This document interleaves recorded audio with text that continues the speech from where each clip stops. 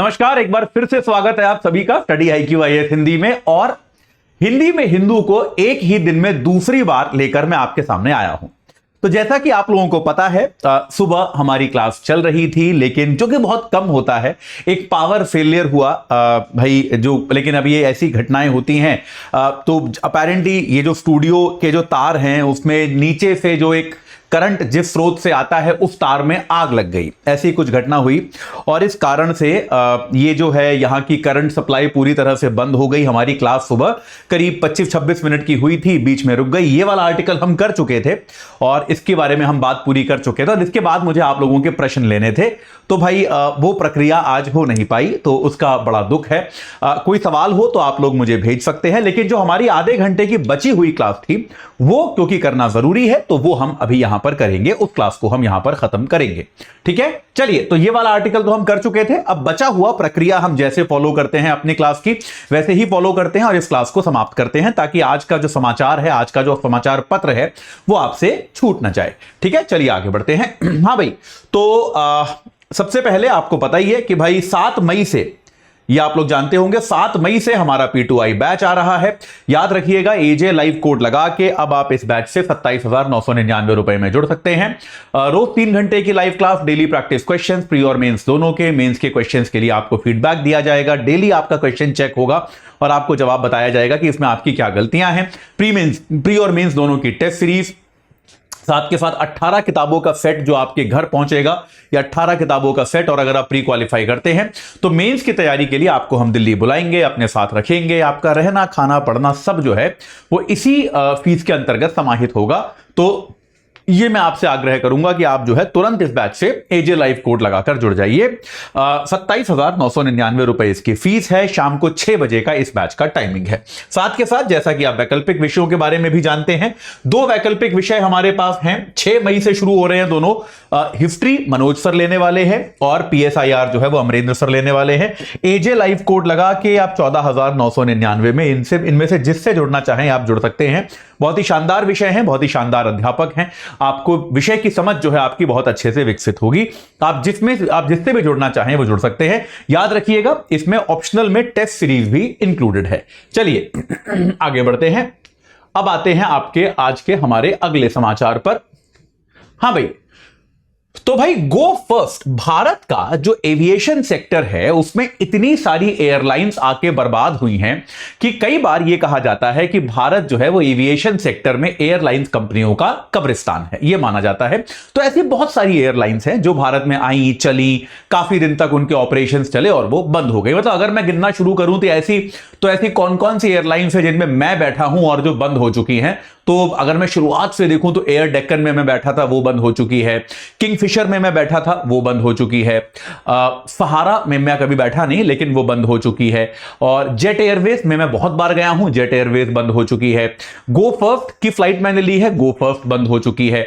तो भाई इस तरह की बहुत सारी एयरलाइंस आपको भारत में मिलेंगी जो बंद हो चुकी हैं। तो ये खैर वो एक अलग समस्या है कि इस एयरलाइन सेक्टर की प्रॉब्लम क्या है और वहां पर किस तरह से कंपनियां जो हैं वो लाभ कमाने में असमर्थ रहती हैं और उन पर ऋण जो है, ऑपरेशनल कॉस्ट बहुत ज्यादा है, ऋण बढ़ता जाता है और जब कंपनियां उसको चला नहीं पाती तो आखिरकार उनको अपनी कंपनी बंद करनी पड़ती है। खैर, तो पिछले साल क्या हुआ था, ठीक 1 साल पहले ये गो फर्स्ट नाम की एक एयरलाइन थी, एक बजट एयरलाइन थी, जिसने अपना दिवालियापन के लिए एप्लीकेशन डाला था कि भैया हमने जो ऋण लिया हुआ है उस ऋण को वापस चुकाने में हम असमर्थ हैं, तो हमारा आप दिवालियापन की जो प्रोसीडिंग होती है कि भाई आपकी कंपनी के एसेट लिक्विडेट होते हैं और उसके बाद जो ऋणदाता हैं उनको उसी अनुपात में वापस दिए जाते हैं, यह प्रक्रिया शुरू कर दी जाए।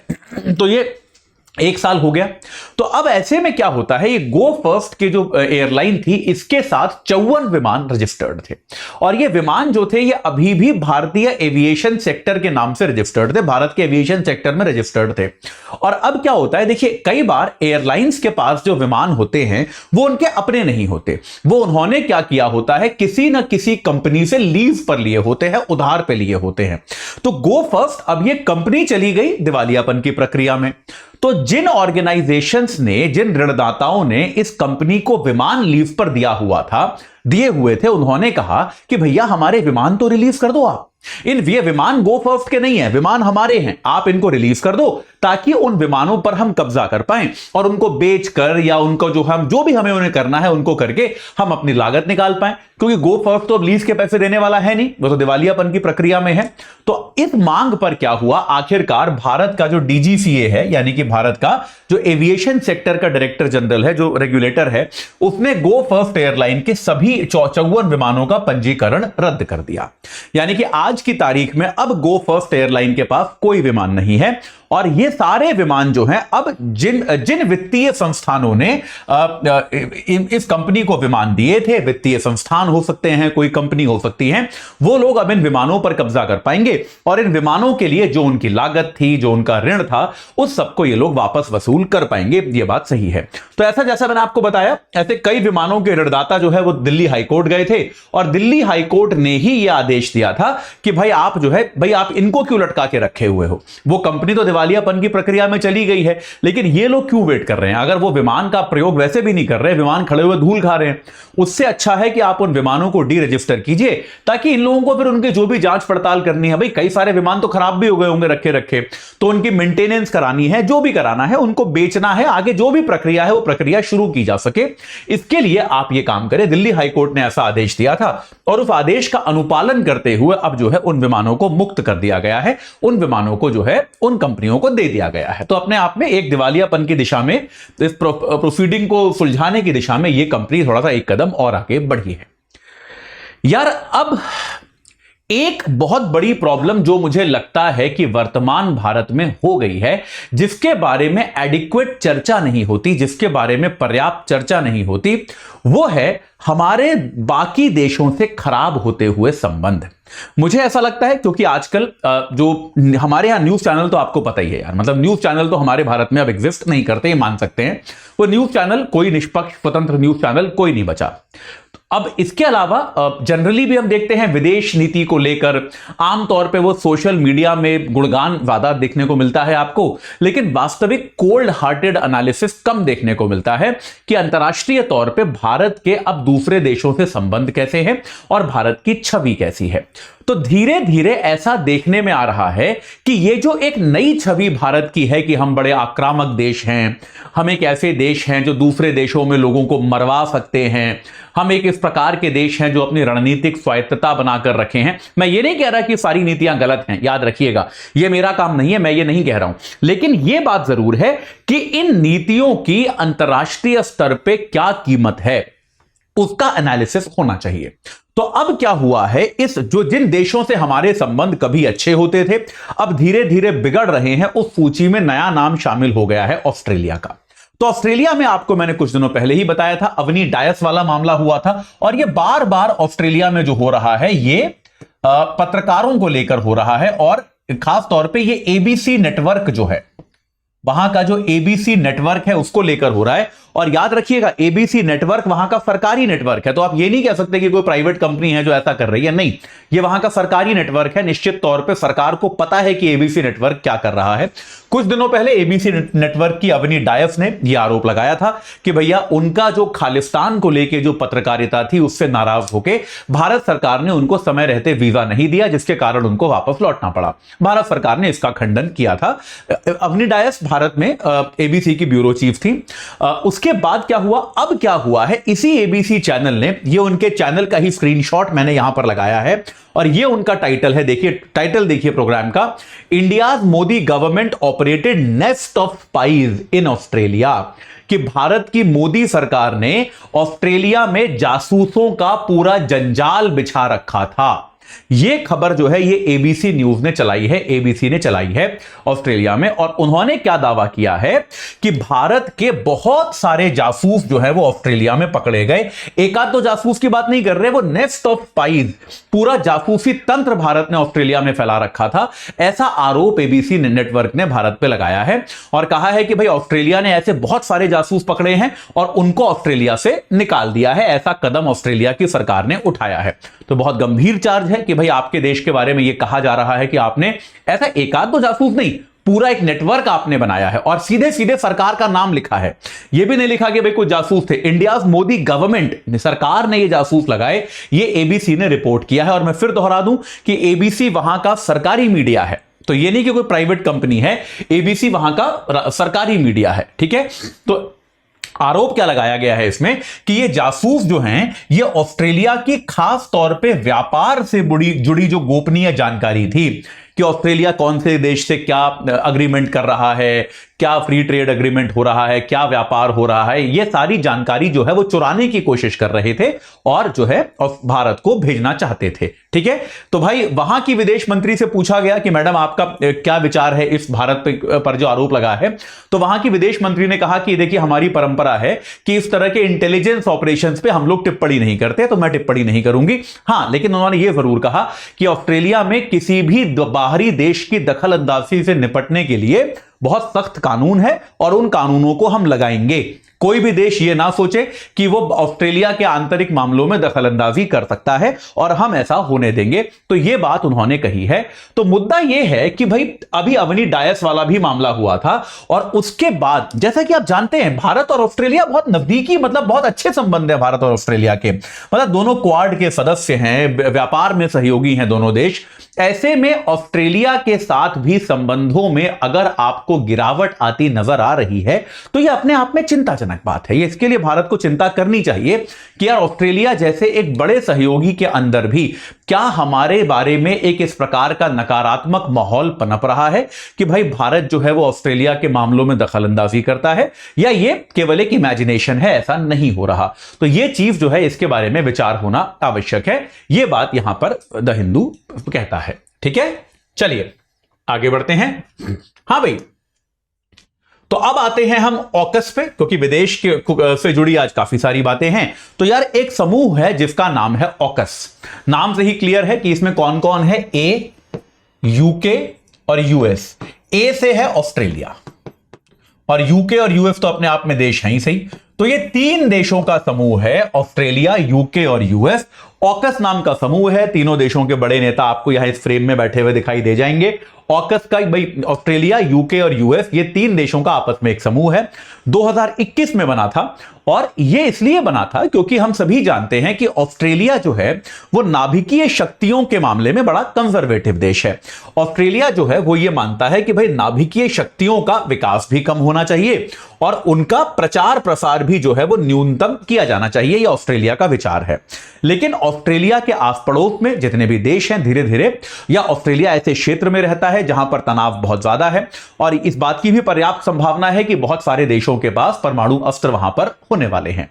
तो ऐसे में ऑस्ट्रेलिया को पर्याप्त सुरक्षा मिले तो उसके लिए ऑकस ग्रुप बनाया गया कि भाई ये दो बड़े देश जो हैं यूएस और यूके, ये मिलकर ऑस्ट्रेलिया को जो है इसके दो प्रमुख लक्ष्य तय किए गए ऑकस नाम के समूह के। पहला लक्ष्य तो ये है कि ऑस्ट्रेलिया को, यहां पर क्या सोचा गया कि ऑस्ट्रेलिया को हम क्या करेंगे, परमाणु हथियार वाली पनडुब्बी प्रदान करेंगे कि अगर ऑस्ट्रेलिया खुद से नहीं बनाता है तो भी एक परमाणु हथियार से लैस पनडुब्बी का जो एक सुरक्षा होता है वो ऑस्ट्रेलिया को प्रदान किया जाए। ये तो एक उद्देश्य है जो कि सीधे सीधे सैन्य उद्देश्य है। तो इसमें और कोई देश शायद नहीं जुड़ेगा, ऑस्ट्रेलिया, यूके और यूएस ही रहेंगे। लेकिन ऑकस एक बड़ा नेटवर्क भी बनाना चाहता है और ऑकस ये चाहता है कि भाई दुनिया के ऐसे देश जो कि रक्षा क्षेत्र से जुड़ी तकनीकी अनुसंधान करते हैं, जो कि रक्षा क्षेत्र में विकास कर रहे हैं, जो कि अपना नया रिसर्च कर रहे हैं, नए प्रोडक्ट बना रहे हैं, उन देशों के साथ समझौता किया जाए ताकि रक्षा के क्षेत्र में तकनीकी उन्नति जो है वो आपको देखने को मिले।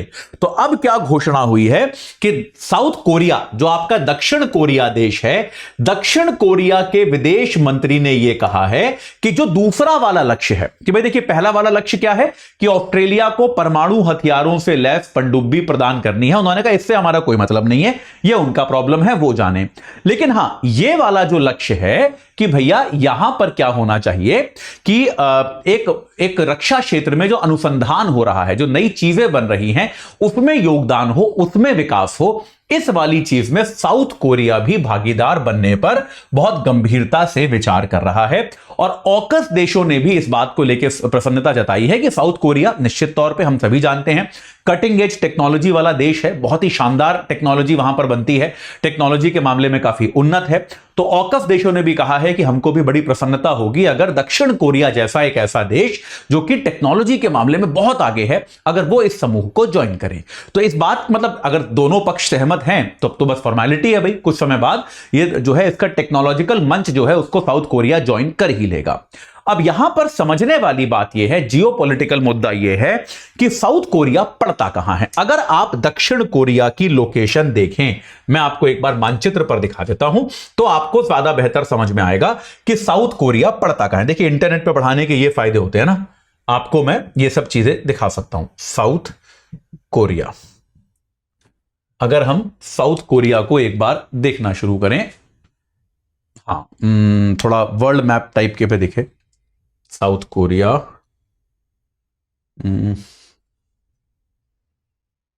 ऑन वर्ल्ड मैप, हाँ यहां पर आपको दिख जाएगा। देखिए ये वाले मानचित्र में आपको दिखाई देगा। ठीक है, चलिए थोड़ा और साफ होएगा क्या ये इमेज, ऐसी ही रहेगी। चलिए ये जो आपको लाल धब्बा जैसा दिखाई दे रहा है ये हो गया आपका साउथ कोरिया। या एक अच्छा मानचित्र खोलते हैं, थोड़ा जो पॉलिटिकल मानचित्र जैसा हो वो आपको हमको ज्यादा बेहतर समझ में आएगा। हाँ जी चलिए, ये वाला इमेज साफ होगा क्या, हाँ हुआ ना। ये देखिए तो भाई यहां पे आप देख सकते हैं ये आपका ईस्ट एशिया है, यहां पे आपका मुख्यतः चीन पड़ता है और यहां पर आपका आ गया दक्षिण कोरिया। और ये वाला जो आपका पूरा क्षेत्र है ये क्या है, ये है आपका साउथ चाइना सी, दक्षिण चीन सागर। तो निश्चित तौर पे जो चाइना जो है वो इस पूरे क्षेत्र पर अपना आधिपत्य बताता रहता है। तो कोरिया जो है वो निश्चित तौर पे साउथ कोरिया, एक तो नॉर्थ कोरिया के साथ तो उनके विवाद जग जाहिर है, इसमें कोई डाउट नहीं है, और साथ के साथ चूंकि वो चीन का भी पड़ोसी है, चीन के भी बहुत पास है, तो चीन भी ये चाहता है कि भैया हमारे पड़ोसी देश जो है वो पश्चिमी देशों के गठबंधन का इतना एक्टिवली हिस्सा ना बने, ये चीन हमेशा से चाहता है। और अभी जो है तो इस मामले में क्या होगा, अगर साउथ कोरिया ऑकस समूह का एक सक्रिय सदस्य बनेगा, एक एक्टिव मेंबर बनेगा, तो निश्चित तौर पे यहां पर चीन के साथ उसका विवाद बढ़ेगा। तो ये क्षेत्रीय तनाव जो है, क्षेत्रीय इस आप जानते हैं इस पूरे क्षेत्र में इस समय भयंकर क्षेत्रीय तनाव आपको देखने को मिल सकता है, इसमें कोई डाउट नहीं है। ठीक है, तो भाई ये क्षेत्रीय तनाव जो है वो इस समय के साथ बढ़ेगा, इसमें कोई डाउट नहीं है। अगर साउथ कोरिया जो है वो ऑकस देशों का हिस्सा बनता है या ऑकस के साथ किसी भी तरह का समझौता अगर साउथ कोरिया करता है, तो निश्चित तौर पे यहां पे जियोपॉलिटिकल आपत्ति जो होगी वो चीन को होगी ही होगी और जियोपॉलिटिकल तनाव भी आपको यहां पर देखने को मिलेगा। तो ये एक बात है जो आपको पता होनी चाहिए, इसीलिए ये थोड़ा सा राजनीतिक तौर पे एक जटिल बात है, एक गंभीर मुद्दा है जिसके बारे में हमको जानकारी होनी चाहिए। ठीक है, चलिए हाँ भाई क्या कहा जाए, जब भी मैं आपसे वैश्विक इतिहास की बात करता हूं मैं आपको हमेशा बताता हूं कि दुनिया में अगर आप बड़ी बड़ी समस्याओं की बात करें तो यार जितनी भी आपको बड़ी समस्याएं दुनिया में आज पहले बहुत पहले के समय से चलती हुई मिलेंगी, आमतौर पे उन सब में एक चीज कॉमन होगी कि कभी ना कभी अंग्रेजों ने उनको पैदा किया था। भारत पाकिस्तान की समस्या मान लीजिए, इजराइल फिलिस्तीन की समस्या मान लीजिए, कि कभी ना कभी इन सब समस्याओं को में अंग्रेजों का बहुत बड़ा हाथ था। तो अंग्रेज जो हैं भाई, ये जो ब्रिटेन जो है वो उसके अजीबोगरीब प्रकार की नीतियां होती हैं और इन अजीबोगरीब नीतियों को वो बहुत तेजी के साथ लागू करता है। तो अब क्या हुआ, ब्रिटेन में पिछले काफी समय से जो एक इलीगल माइग्रेंट्स आ रहे थे वो एक बहुत बड़ा राजनीतिक मुद्दा है, ये हम सभी जानते हैं, आमतौर पे सभी पश्चिमी देशों में है। हमने देखा कि जब सीरिया वगैरह में युद्ध हुआ तो लोग किस तरह से नाव में बैठ बैठकर इलीगल तरीके से पश्चिमी देशों में पहुंच गए।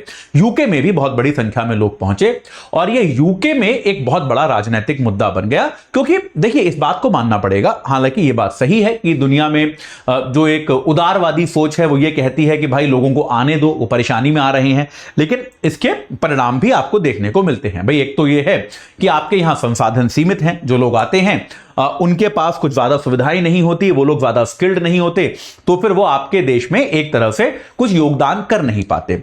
दूसरा, कई बार ऐसे मामले भी देखे गए हैं कि जो लोग आते हैं, क्योंकि वो एक अलग प्रकार की संस्कृति से आए हैं, तो वो आपके देश के सांस्कृतिक मानदंडों के साथ समझौता नहीं कर पाते। जैसे जर्मनी में देखा गया, जर्मनी में एक रिपोर्ट पढ़ रहा था कि जब से वहां पे सीरियन रिफ्यूजी आना शुरू हुए, तब से वहां पर महिलाओं के प्रति अपराध बढ़ गए, क्योंकि भाई जो एक जर्मनी बड़ा उन्मुक्त देश है और जो रिफ्यूजी आए हैं उन्होंने ये उन्मुक्तता का माहौल जो है पहले कभी देखा नहीं। तो खैर, जो भी कारण रहे हो, लेकिन पश्चिमी देशों में इन रिफ्यूजीज को, इन विस्थापितों को आने से रोकना, यह अपने आप में एक बहुत बड़ा मुद्दा बन गया। तो इसके लिए अंग्रेज सरकार ने क्या किया, जो आपकी यूके की सरकार है, उन्होंने रवांडा के साथ एक समझौता कर लिया। उन्होंने यह कहा कि देखो भैया, हमारे ब्रिटिश सरकार ने यह कहा कि जो लोग हमारे यहां आ रहे हैं असाइलम मांगने, शरण मांगने, उनमें से जिन लोगों को कानूनन तौर पे शरण मिल जाएगी उनका तो ठीक है, लेकिन जिन लोगों को कानूनन तौर पे शरण नहीं मिलेगी उनको हम रवांडा भेज देंगे और सरकार उनको पैसा देगी। सरकार उनको एक अमाउंट जो आ रहा है कि 3000 यूरो के आसपास देगी कि आप जो है ये 3000 यूरो लो और आप रवांडा चले जाओ। सरकार ने, वहां की सरकार ने रवांडा सरकार के साथ एक अग्रीमेंट साइन कर लिया है। रवांडा सरकार को भी पैसे दिए जाएंगे कि भैया आप इस आदमी को स्वीकार करो, इसे अपने देश में रखो, इसको जो करना है करने दो, लेकिन इसको हमारे देश से निकालो। तो यह समझौता जब आया था, अभी काफी दिन हो गए इसको आए हुए, तब इसकी बड़ी आलोचना की गई थी दुनिया भर में, बहुत सारी इस पर विचार हुआ था। तो अब खबर यह है कि पहला ऐसा व्यक्ति जिसको रवांडा भेजे जाने का निर्णय किया गया था, ऐसा आदमी कल की तारीख में रवांडा चला गया है। पहला व्यक्ति जो है वो सफलतापूर्वक रवांडा चला गया है। तो ऐसे अवांछित विस्थापित जो है उनको रवांडा भेजने की प्रक्रिया शुरू हो गई है। शरणार्थी बनने की याचिका स्वीकार नहीं हुई तो आर्थिक सहायता देकर रवांडा भेज दिया जाएगा। रवांडा सरकार इसके लिए सहमत हो गई है। इसका आइडिया यह था कि भाई गैर कानूनी तरीके से जो लोग बोट्स में बैठ के, आपको याद होगा ऋषि सुनक साहब का एक भाषण बड़ा चर्चित हुआ था, we will stop the boats, we will stop the small boats, है ना। तो भाई कि छोटी छोटी नाव में बैठकर जो लोग गैर कानूनी तरीके से समुद्री मार्ग से यूके में आ जाते हैं, उन लोगों को डिस्करेज करने के लिए, क्योंकि लोगों को क्या लगता है एक बार आप पहुंच गए फिर तो यार ये कहां भेजेंगे, ये रखेंगे ही ना हमको अपने साथ। तो यूके ने ये स्पष्ट कर दिया है कि देखो अगर आप आ भी गए तो आपको हम रवांडा भेज देंगे। तो लोगों को रवांडा भेजने से ज्यादा इसका लक्ष्य ये लगता है कि जो लोग आ रहे हैं उनको आने से ही रोक दो कि भैया मत आओ, आ जाओगे तो तुमको रवांडा भेज देंगे, कोई फायदा नहीं है यूके आने का, यूके में नहीं रहने देंगे। तो अभी तक कुल मिला के ऐसे 5700 विस्थापितों की पहचान करी गई है जिनको रवांडा भेजे जाने की योजना है। तो आगे ये योजना कैसे चलती है, इसको लेके क्या विरोध आता है, ये आपको मैं आने वाले समय में बताऊंगा। लेकिन अभी के लिए समाचार ये है कि पहला व्यक्ति जो है वो रवांडा जा चुका है। चलिए भाई, हां, तो भाई एक द हिंदू में आज एडिटोरियल आया है जो है ईवीएम के सोर्स कोड पर। तो यार ये आर्टिकल कहता है कि भाई देखो, सुप्रीम कोर्ट का जो एक आदेश है, लंबा सा आर्टिकल है, बहुत सारी चीजें वही हैं जो हम 2-3 दिन से लगातार पढ़ रहे हैं, तो उसको रिपीट करने की कोई आवश्यकता नहीं है। एक तर्क, एक बिंदु जो नया है वो मैं आपको पढ़ा देता हूं। तो यहां पर क्या है कि भाई निर्वाचन आयोग से वहां पर यह पूछा गया इस पूरे मामले में कि भैया आपकी जो ईवीएम होती है, भाई कोई भी मशीन जो होती है उसका एक सोर्स कोड होता है। भाई जैसे मान लो अभी आपका कोई भी आप सॉफ्टवेयर बनाते हो, आपका ईमेल है, आपका जीमेल भी आप मान लो gmail.com यूज करते हो, उसके लिए कोई कोड लिखा गया होगा, एक ना कंप्यूटर प्रोग्राम, एक कोड लिखा गया होगा, और जिस कोड के आधार पर यह पूरा प्रोग्राम चलता है उसको हम कहते हैं सोर्स कोड। ठीक है। तो इलेक्शन कमीशन से यह कहा गया कि आप भैया ये सोर्स कोड जो है इसके बारे में बताइए कि सोर्स कोड क्या है। ठीक है। तो इलेक्शन कमीशन ने यह कहा कि अगर हम सोर्स कोड बता देंगे तो इसके दुरुपयोग की संभावना है।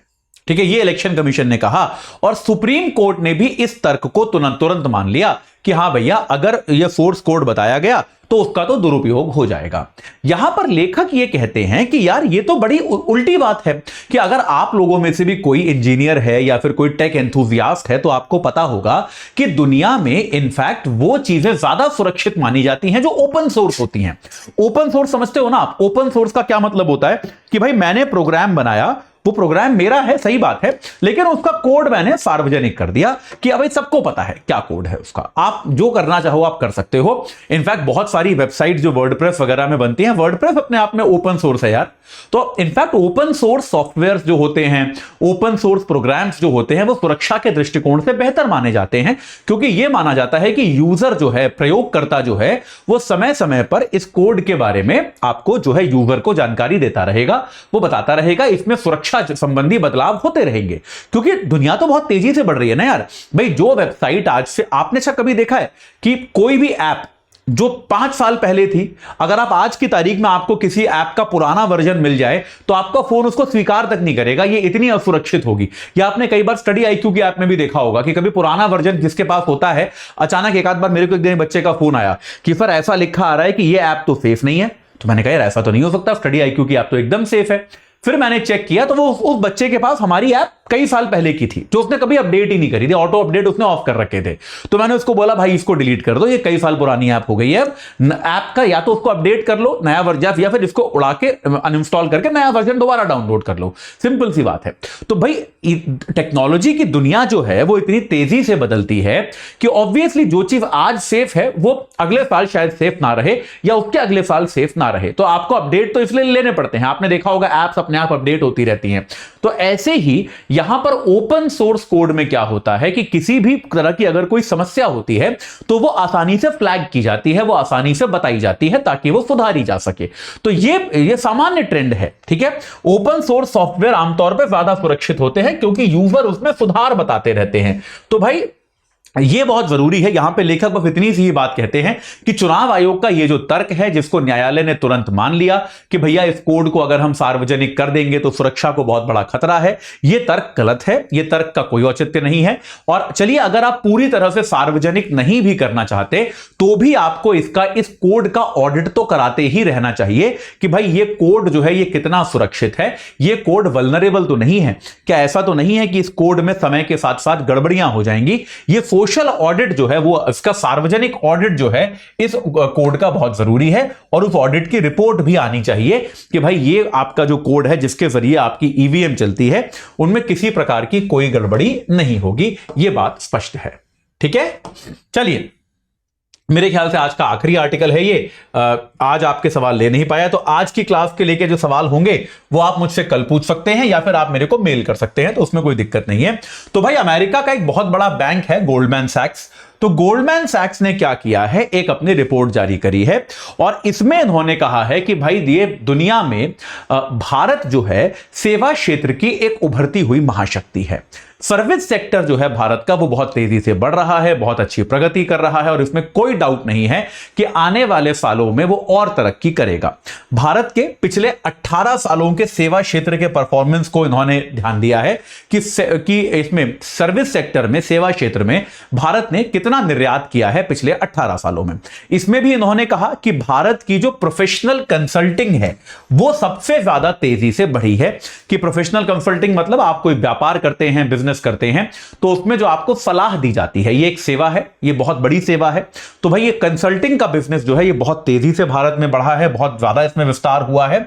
और ऐसे बहुत सारी कंसल्टिंग कंपनियां हैं जो अपनी कंसल्टेंसी का निर्यात करती हैं, यानी कि भारत की कंपनी है वो विदेशी कंपनियों को कंसल्टेंसी प्रदान करती है और उसके लिए फीस चार्ज करती है। तो आप सेवा का अपनी निर्यात कर रहे हो। तो पिछले 18-20 सालों में देखा जाए तो एक सिंगापुर और एक आयरलैंड ही ऐसे दो देश हैं जिनमें सेवा के निर्यात जो है वो भारत से ज्यादा तीव्रता से बढ़े हैं, वरना सबसे ज्यादा तीव्रता से भारत के ही निर्यात बढ़े हैं। सेवा निर्यात जो है भारत का 2005 में केवल 2% था दुनिया का, 2023 में वो बढ़ के 4.6% तक पहुंच गया है। तो आप समझ सकते हैं पिछले 18 सालों में वो दुगने से भी ज्यादा हो गया है। इसका टोटल आपका जो दुनिया में सेवा क्षेत्र का निर्यात होता है उसमें भारत का शेयर अच्छा खासा हो गया है, ठीक है। और जैसा कि आपको मैंने कई बार इकोनॉमिक्स के बैचेस में पढ़ाया है कि वस्तुओं के मामले में, व्यापार के मामले में भारत घाटे में रहता है। ये आप जानते हैं, भारत का चालू खाता घाटा होता है हमेशा। तो ऐसे में सेवा क्षेत्र से भारत जो अतिरिक्त पैसे कमाता है वो हमारे जो महंगे आयात होते हैं उन आयातों की कीमत को सब्साइड करने में बहुत बड़ा सहारा है कि भैया आप अपना 80% से ज्यादा तेल आयात करते हो और तेल तो महंगा होता जा रहा है धीरे धीरे, तो भाई ऐसे में आपका आयात बिल बढ़ रहा है, तो ऐसे में आपका सेवा क्षेत्र से जो निर्यात का आपकी कमाई बढ़ रही है वो एक दूसरे को कुछ हद तक संतुलित कर पाते हैं। ये बहुत बड़ी उपलब्धि है सेवा क्षेत्र की। तो सेवा क्षेत्र भारत के लिए बहुत जरूरी है, बहुत तेजी से बढ़ रहा है। गोल्डमैन सैक्स बस ये कहता है कि 2030 तक इस बात की भी संभावना है कि $800 बिलियन का भी हम सेवा क्षेत्र से निर्यात कर सकते हैं। लेकिन दो प्रॉब्लम गोल्डमैन सैक्स अपनी इस रिपोर्ट में बताता है। पहला तो हमको पता है कौशल की कमी, कि भाई हमारे यहां युवा तो बहुत है, ये हम जानते हैं, लेकिन ये युवा जो है ये परफेक्टली स्किल्ड नहीं है, इसको ढंग से काम नहीं आता, ये काम कराने योग्य नहीं है। तो ये जो कौशल की कमी है इसका सुधार हमें निश्चित तौर पे करना पड़ेगा। और दूसरी बात यह है कि आईटी सेक्टर में अब गिरावट आ रही है। जैसा आपको याद होगा, मैंने 2-3 दिन पहले आपको पढ़ाया था कि पिछले 1 दशक में पहली बार ऐसा हुआ है कि भारत की टॉप 3 जो आईटी सेक्टर की कंपनियां हैं उन्होंने कहा है कि हमारा हेडकाउंट जो है वो घटा है, यानी कि जितने लोग हमारे यहां काम करते हैं उनकी संख्या कम हुई है। यह बात इन कंपनियों ने कही है। तो ये दो चिंताजनक मुद्दे जो हैं आपको यहां पर देखने को मिलते हैं। यह बात एकदम स्पष्ट है, गोल्डमैन सैक्स ने यह बात कही है। ठीक है, चलिए हाँ भाई, अब आपको एक बार प्रश्न करा दूं, लेकिन उसके पहले आपको बता दूं कि भाई P2I बैच जो है वो 7 मई से शुरू हो रहा है शाम को 6 बजे से। एजे लाइव कोड लगाओगे 27,999 में बैच से जुड़ जाओगे। रोज 3 घंटे की लाइव क्लास होगी शाम को 6 से 9। साथ के साथ आपको डेली प्रैक्टिस क्वेश्चंस मिलेंगे, प्री के मेंस के क्वेश्चंस के लिए आपको हम गाइडेंस देंगे, यानी कि आपको फीडबैक दिया जाएगा, बताया जाएगा कि भैया क्या अच्छा है क्या खराब है उन क्वेश्चंस में, आपके उत्तरों में। इसके अलावा आपको जो है 18 किताबों का सेट आपके घर पे पहुंचेगा। और अगर आप प्री क्वालिफाई करेंगे तो मेंस की तैयारी के लिए आपको हम दिल्ली बुलाएंगे। आपका रहना खाना पढ़ना सब कुछ इसी फीस के अंतर्गत इंक्लूडेड होगा। तो बिल्कुल देर मत कीजिए, आज ही आप इस बैच से जुड़ जाइए और अपनी तैयारी को एक सही आकार प्रदान कीजिए। ऑप्शनल सब्जेक्ट अगर लेना चाहते हैं तो ये 2 ऑप्शनल हमारे पास उपलब्ध हैं। सबसे अच्छे टीचर्स हिंदी मीडियम में हिस्ट्री के मनोज सर हैं और PSIR के अमरेंद्र सर हैं। 6 तारीख को दोपहर 1 बजे का बैच है। आप दोनों में से जो भी ऑप्शनल चाहे ले सकते हैं। एजे लाइव कोड लगाएंगे 15,000 रुपए में मिल जाएगा, 14,999 में। और याद रखिए इसमें क्लास प्लस टेस्ट सीरीज है, यानी कि मेंस की, क्योंकि ऑप्शनल तो मेंस में ही होता है, तो मेंस की टेस्ट सीरीज जिसमें क्वेश्चन पेपर आपके चेक किए जाएंगे, फीडबैक मिलेगा डिटेल में ताकि गलती ना करें। तो ये सब आपको मिलेगा। तो इस बैच से भी आप तुरंत जुड़ सकते हैं। चलिए, मेरे साथ संपर्क करना है तो Atul Jain UPSC guidance Telegram channel है, अतुल_UPSC इंस्टाग्राम है, atul.jain@studiiq.com मेरा ईमेल आईडी है। चलिए आज के जल्दी से सवाल देख लेते हैं। इनमें से कौन से कथन सत्य हैं? भारत में मासिक जीएसटी संकलन सबसे अधिक अप्रैल में होता है, यह बात सही है। आज तक जीएसटी संकलन 2 लाख करोड़ से अधिक नहीं हुआ है, यह कुछ दिन पहले तक ठीक था, अब यह गलत हो गया है। इस महीने 2,10,000 करोड़ पहुंच गया है। ठीक है, चलिए इनमें से कौन से कथन सत्य हैं? भारत ऑकस का सदस्य है, नहीं। ऑकस का एक लक्ष्य ऑस्ट्रेलिया की सुरक्षा को बेहतर बनाना है, यह बात सही है। नाभिकीय तरीके से ऑस्ट्रेलिया की रक्षा करना इसका एक लक्ष्य है। और अब आगे चलते हैं हमारे आज के सब्जेक्टिव सवालों में। हाल के विवादों के आलोक में भारत और ऑस्ट्रेलिया के संबंधों की व्याख्या कीजिए। तो आपको भाई ये देखना है कि अभी हाल ही में जो विवाद हुए हैं भारत और ऑस्ट्रेलिया के बीच में, उसके आलोक में, यानी कि उनके आधार पर आपको जज करना है कि भारत और ऑस्ट्रेलिया के परस्पर संबंध जो हैं वो कैसे हैं, उनमें किस तरह का विस्तार, किस तरह का उतार चढ़ाव आपको देखने को मिल रहा है। ये बातें आपको बतानी है। ठीक है, चलिए तो अभी के लिए इतना ही। बाकी दिन भर में आपसे कुछ खास समाचार लेकर मुलाकात होती रहेगी और हिंदी में हिंदू के साथ आपसे एक बार कल फिर मिलेंगे। इस चर्चा से जुड़ने के लिए आप सभी का बहुत बहुत धन्यवाद।